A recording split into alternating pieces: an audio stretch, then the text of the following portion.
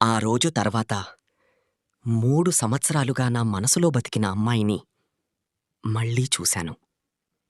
కానీ ఆమెకి నేనెవరో కూడా గుర్తులేదు. ఆ పెళ్లి హాల్‌లో నేనింకా షాక్‌లోనే నిలబడి ఉన్నాను. ఆమె మాత్రం నార్మల్‌గా నవ్వుతూ తన ఫ్రెండ్స్‌తో మాట్లాడుతోంది. కొద్దిసేపటి తర్వాత నా ఫ్రెండ్ నన్ను వాళ్ళ దగ్గరకు తీసుకెళ్ళాడు. ఇతను నా క్లోజ్ ఫ్రెండ్ విక్రమ్ అని పరిచయం చేశాడు. ఆమె ఒక్కసారి నన్ను చూసింది. కానీ ఆ చూపులో ఎలాంటి ఫీలింగ్ లేదు. హాయ్ అని ఫార్మల్‌గా చెప్పింది. నా హార్ట్ మాత్రం ఆ ఒక్క మాటకే వణికిపోయింది. ఎందుకంటే ఒకప్పుడు రోజంతా నాతో మాట్లాడిన అమ్మాయి ఇప్పుడు నన్ను స్ట్రేంజర్‌లా చూస్తోంది.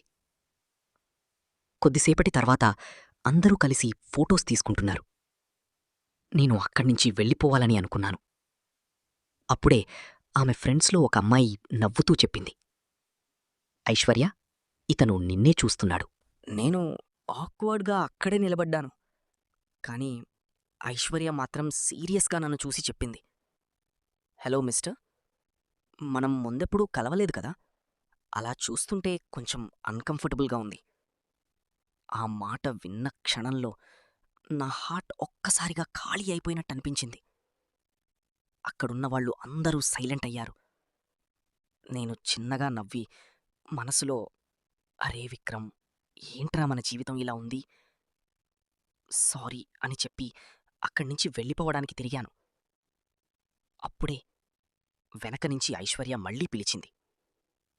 విక్రమ్! నేను ఆగిపోయాను. ఆమె నెమ్మదిగా నా దగ్గరకు వచ్చి చెప్పింది. గతంలో మనిద్దరి మధ్య ఏం జరిగిందో నాకు తెలీదు. కానీ దయచేసి నన్ను ఇబ్బంది పెట్టద్దు. ఆ మాట విన్నాక నా కళ్ళల్లో నీళ్లు తిరిగాయి. ఆమె మళ్ళీ చెప్పింది. పాత విషయాలు గుర్తుచేసి నన్ను కన్‌ఫ్యూజ్ చెయ్యొద్దు. నువ్వవన్నీ మర్చిపో. నేను కూడా మర్చిపోవడానికి ప్రయత్నిస్తాను. ఆ ఒక్క మాటతో నా ప్రపంచం మళ్ళీ కూలిపోయినట్టనిపించింది. ఎందుకంటే నేను ఈ 3 సంవత్సరాలు బ్రతికింది ఆ జ్ఞాపకాలతోనే. ఇప్పుడు అవే మర్చిపోమంటోంది. ఆమె నెమ్మదిగా వెనక్కి తిరిగి వెళ్ళిపోయింది. నేను మాత్రం అక్కడే నిలబడి ఉన్నాను. వర్షం పడుతోంది. నా చేతిలో ఫోన్. స్క్రీన్ మీద ఇంకా ఆమె లాస్ట్ మెసేజ్ ఓపెన్‌లోనే ఉంది. నేను వస్తున్నాను. వేచి ఉండు. కొన్ని ప్రేమలు మర్చిపోవాలని ఎంత ప్రయత్నించినా మనసు మాత్రం ఎప్పటికీ వదిలిపెట్టదు. కొనసాగుతుంది.